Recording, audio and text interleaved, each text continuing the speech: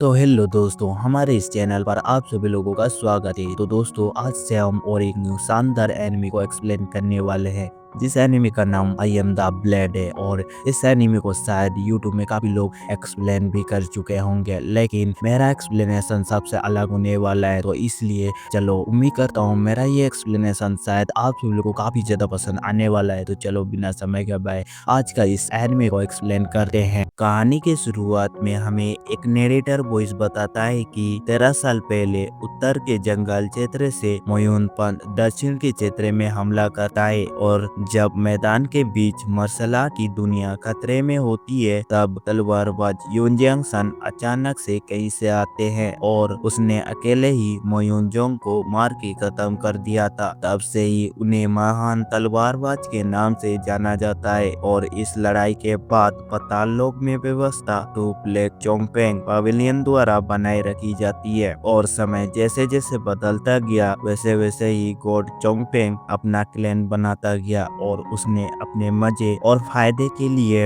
ये क्लैन बनाया था। लेकिन ये क्लैन धीरे धीरे मार्शल आर्ट की इस दुनिया में शांति की बजाय बड़ा खतरा बनता जा रहा था, और मार्शल आर्ट की इस दुनिया में फिर से और एक बार अफरा तफरी मच जाएगी, जिसके बाद हमें एक आदमी और एक बच्चा को एक रूम के अंदर दरवाजा खोलकर घुसते हुए दिखाया जाता है, और वो दोनों एक जगह पर बैठ जाते हैं। और वो आदमी थोड़ा जख्मी होता है, और वो बच्चा उस आदमी से कहता है कि मास्टर, ये लोग कौन है और हमें क्यों मारना चाहते हैं। जिसके बाद वो आदमी उस बच्चे को कुछ भी जवाब नहीं देता है, और वो बात को काटे हुए और अपने पैरों पर खड़ा होते हुए और अपना किंगे तलवार उस बच्चे को देते हुए कहता है कि तुम यहीं पर रहकर इस किंगे तलवार को प्रोटेक्ट करो, और मैं उन लोगों से लड़ने के लिए जा रहा हूँ। अगर मैं उस लड़ाई में मारा भी जाता हूँ तो तुम्हें चिंता करने की जरूरत नहीं है, और तुम अकेले ही चोंगसियो टाउन चले जाना। जिसके बाद वो आदमी लड़ाई करने के लिए जाने लगता है, और तभी हमें उस बच्चे का नाम बताया जाता है, जिसका नाम यांग रेन होता है। और वो अपने मास्टर से कहता है कि मैं पहले से ही आना था मास्टर, लेकिन जब से मुझे आप मिले हैं तब से आप ही मेरे माता और पिता समान हैं, और आप भी मुझे छोड़कर जा रहे हैं। मुझे फर्क नहीं पड़ता है मारे जाने का, लेकिन हम दोनों जाएंगे तो एक ही साथ जाएंगे चोंगसियो टाउन मास्टर। जिसके बाद यांग रेन के मास्टर जो थे वो यांग रेन को बिना जवाब दिए ही लड़ाई करने के लिए जाने लगा है, और यांग रेन भी अपने मास्टर को बार बार रुकने के लिए कहता है, लेकिन यांग रेन के मास्टर अपने इमोशन को दबाते हुए लड़ाई करने के लिए चले जाते हैं। जिसके बाद यांग रेन के मास्टर को बैटलफील्ड में देखते हैं, और वो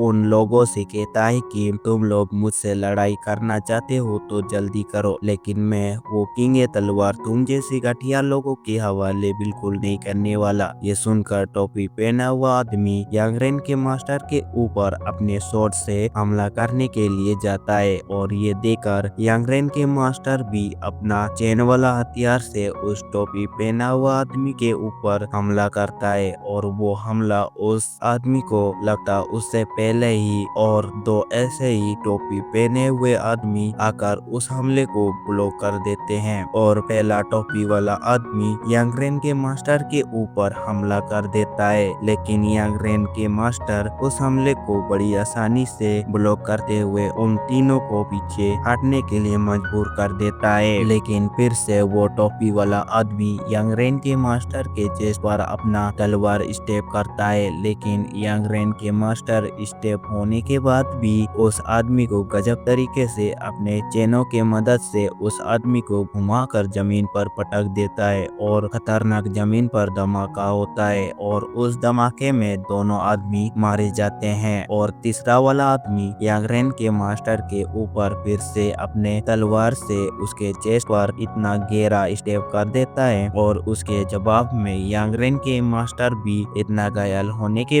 बावजूद भी वो उस आदमी के ऊपर भी अपने चेन वाला हथियार से उसे भी चेस्ट पर स्टेप कर देता है और यंग रेन के मास्टर स्टेप करने के बाद वो नीचे जमीन पर गिर जाता है और दूसरी तरफ यंग रेन को दिखाया जाता है और उसके पास में जो मोमबत्ती चल रही थी वो जैसे ही बुझती है यंग रेन को पता चल जाता है कि उसका मास्टर खतरे में है और वो फौरन अपने मास्टर की ओर वो कींगे तलवार पकड़कर दौड़ता है, लेकिन बीच में वो गिर जाता है, लेकिन फिर से उठकर अपने मास्टर की ओर दौड़ता है और जैसे ही यंग रेन अपने मास्टर के पास पहुंचता है और वो बहुत ज्यादा रोते हुए कहता है कि मास्टर ये आपको क्या हो गया, आप प्लीज मुझे छोड़कर मत जाइए। जिसके बाद यंग रेन के मास्टर यंग रेन को समझाते हुए कहता है कि यंग रेन याद रखना, किसी को मत बताना कि तुम्हारे पास वो किंग तलवार है और मैं तुम्हारा मास्टर होने के नाते फिर कभी तुम्हें देख नहीं पाऊंगा। और जिस